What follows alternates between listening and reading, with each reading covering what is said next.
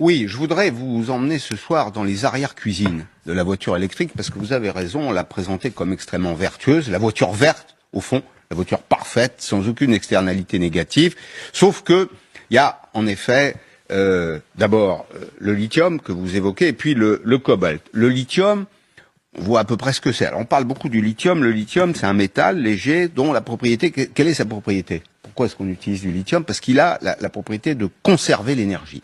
Il garde l'énergie, et donc c'est pour ça qu'on en a besoin dans les batteries.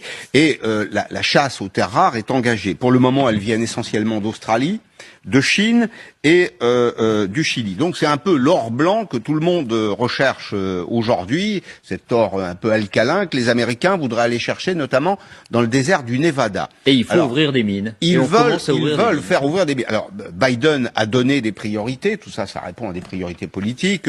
Il faudrait qu'en 2030, 50% des voitures vendues aux États-Unis, des voitures neuves, soient des voitures électriques. Pour ça, évidemment, il faut du lithium, il faut du cobalt. Et la demande, elle explose. L'Agence internationale d'énergie nous dit même qu'elle va être multipliée par 40. Vous vous rendez compte? 40 dans les 20 années qui viennent. Donc on est à Thacker Pass, dans le désert du Nevada, et une compagnie a déposé un projet pour creuser des excavations dans le sol, parce qu'on sait qu'il y a des réserves de lithium à cet endroit-là. Alors ça fait déjà partie de l'arrière-cuisine. 110 mètres de profondeur, 10 millions de litres d'eau par jour. 10 millions de litres d'eau par jour, 41 000 litres de gasoil jour. Pas très écolo non plus. Le lithium, il sort pas tout seul, faut aller le chercher. Donc, il y a de la mécanique derrière tout ça, et donc Biden a donné son feu vert. Il y a une deuxième image que je voudrais vous montrer qui me paraît encore plus terrible. Là, on n'est plus aux États-Unis, on est en Afrique. On est au Congo, on est dans la région des Grands Lacs. On quitte le lithium pour aller vers le cobalt. Le cobalt, on en a besoin aussi pour les batteries. Parce que, oui, on en a besoin. Il y a du cobalt et du lithium partout dans votre téléphone portable. Il y en a.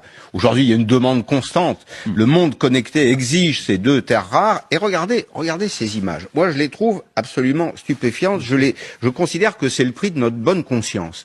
Là, on cherche du cobalt. Alors, on le cherche dans des conditions qui sont évidemment pas conformes aux droits humains, pas conformes au code du travail. Bon, ça va sans dire. Pas conformes non plus aux règles de base de l'hygiène. Vous avez des enfants. Denis Père, entrepreneur, qui était candidat malheureux à la primaire LR, me disait, moi j'ai des concurrents chinois qui ont des puits, là, des mines ici, au Congo, qui font travailler des gosses de 10 ans pour 50 centimes d'euros par jour.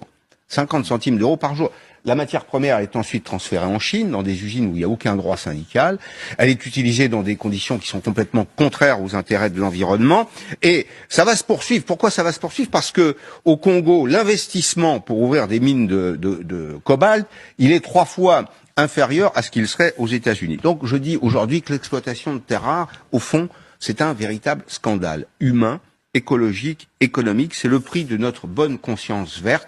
Loin du cœur, loin des yeux, loin des préoccupations, d'une certaine façon. On a tous l'impression, en achetant une voiture électrique, qu'on fait un geste pour l'environnement. Moi, je ne pense pas qu'on fasse un geste pour l'humanité. Donc aujourd'hui, calcul. Combien de CO2 ma 205 GL de 1984 a produit durant toute sa durée de vie, comparé à une Tesla électrique? Allez, c'est parti. Bon, allez, on passe au calcul. La partie, donc, pour la 205. Donc, on a une Peugeot 205 qui roule au samplon 98. On a une moyenne de 4,8 litres au 100 km, puisque c'est le moteur 954 cm3, hein, c'est le petit. Il n'y a pas beaucoup de puissance, donc ça consommait vraiment pas beaucoup à l'époque. Et je peux vous le confirmer, hein, puisque elle roule toujours. Donc, la consommation totale. On a 145 000 km parcourus sur ces 40 ans de vie, avec 4,8 litres en moyenne. Hein. Alors, j'ai pris vraiment au plus juste. Ça représente 6 960 litres de carburant consommé.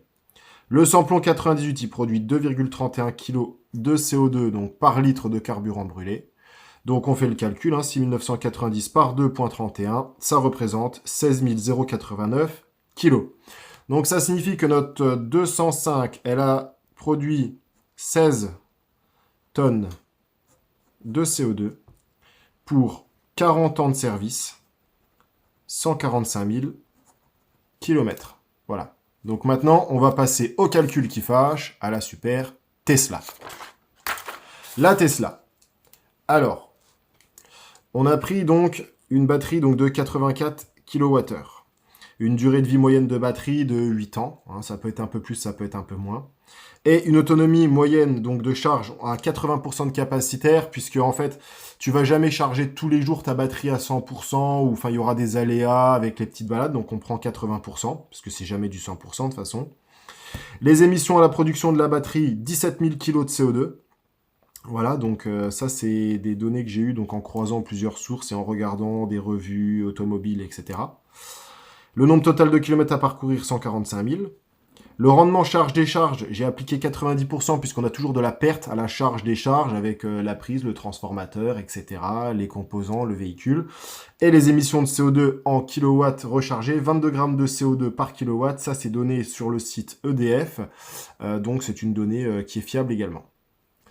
Donc, on commence déjà par le sujet qui fâche. La Peugeot 205, elle nous a rendu service sur 40 ans, donc on va appliquer la même règle à la Tesla. Elle doit nous rendre service pendant 40 ans.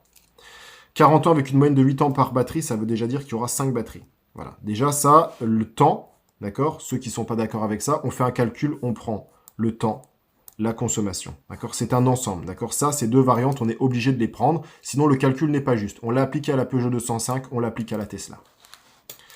Le nombre de recharges nécessaires par batterie. On va prendre donc 145 000 km, avec une moyenne de 320 km par recharge. Ça signifie qu'on va générer 453,125 recharges. On va ajuster par rapport à la perte de rendement et faire donc la consommation totale. Donc 453,125, on multiplie par 67,2, d'accord, puisque ça représente donc les 84 kW moins le fameux donc les 80%. Voilà. Ça représente 30 444.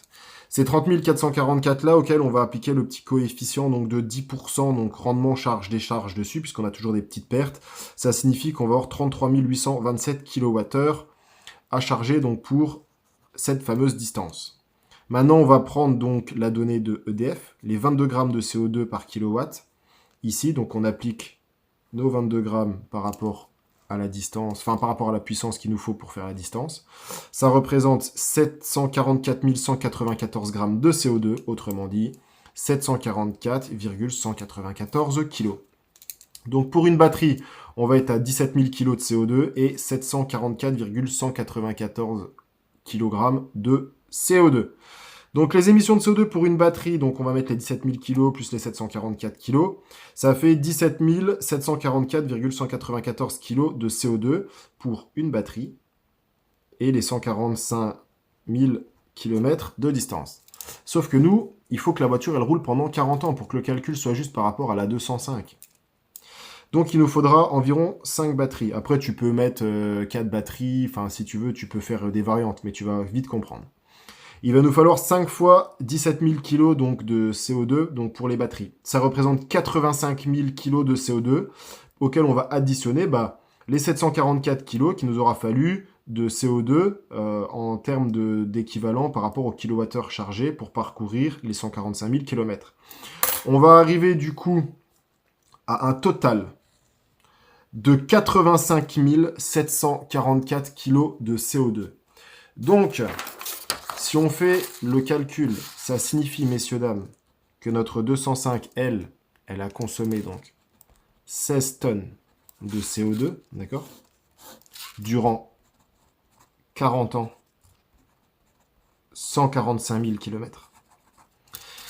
Quant à la voiture électrique, il lui aura fallu à elle 85 tonnes de CO2 sur 40 ans, 145 000 km. Alors, il y en a beaucoup qui vont me dire, oui, mais bon, c'est pas juste parce que là, il y a la batterie, il y a la durée, etc. Quand on fait un calcul mathématique, d'accord? Quand on fait un calcul mathématique, on prend toutes les variantes. Prendre toutes les variantes, ça signifie qu'on va prendre aussi bien la durée que la distance, d'accord? Ici, on est obligé de prendre notre distance et notre durée, puisqu'en fait, c'est les deux facteurs qui vont impacter le calcul final. Ici, on a un véhicule où son moteur, lui, n'a pas besoin de source d'énergie autre que son carburant. On peut rajouter, si vous voulez, dans ce calcul-là, l'équivalent carbone pour produire le réservoir en plastique, mais ça va rien changer, d'accord? Ici, on a un véhicule, certes, qui consomme très peu, 744 kg de CO2 pour la recharge, mais le problème, c'est qu'au niveau des batteries, chaque batterie génère 17 tonnes de CO2. Donc, je suis désolé, mais même si on prend uniquement la batterie, rien que la batterie, sur une durée de 8 ans, elle pollue déjà plus que ce que pollue la 205 durant ses 40 années de vie avec ses 6960 litres de carburant. Donc en fait, dire que les véhicules électriques sont une solution, c'est faux, d'accord? Ça n'est pas la réalité. Si on regarde uniquement au niveau du rechargement, effectivement, c'est pas polluant, sauf que il faut pas prendre que ça en compte. Il faut prendre en compte l'impact carbone qu'on a au niveau des batteries. Donc en fait, l'électrique, c'est une solution viable si on prend du court terme et si on prend uniquement un raccourci en disant ça consomme rien en CO2 en termes de recharge, c'est vraiment très faible, mais c'est pas la réalité. Moi, je suis pas ici pour vous dire ce qu'il faut faire ou autre. Moi, je suis ici pour vous prouver quelque chose. Donc là, ça, c'est des calculs, ça, c'est mathématique. Vous avez tout à l'écran, vous pouvez le refaire. Vous pouvez même varier au niveau du calcul et dire, bah non, on va prendre que 3 batteries pour faire ça, même si vous prenez que 3 batteries, même si vous en prenez que 2. Vous avez pollué dans l'absolu bien plus que ce qu'un véhicule thermique n'aura pollué. Donc, il faut arrêter de dire l'électrique est une solution, l'électrique est ci et ça c'est du discours de bobologie, c'est pas la réalité, d'accord? Là, c'est des faits. Les mathématiques, ça ne ment pas. Les chiffres, ça ne ment pas. Les calculs, ça ne ment pas. Ici, c'est la réalité, d'accord? Donc, j'essaye de faire les choses le plus intuitivement possible, mais au moins, ça va répondre à beaucoup de personnes et ça va permettre, j'espère, à beaucoup de gens de réfléchir, d'accord? Parce que ça, c'est un calcul qu'aujourd'hui, tout le monde devrait avoir en tête. C'est quelque chose que tout le monde devrait être capable de faire. Voilà. Donc, j'espère que ça vous a plu. Et bah, sur ce, restez branchés!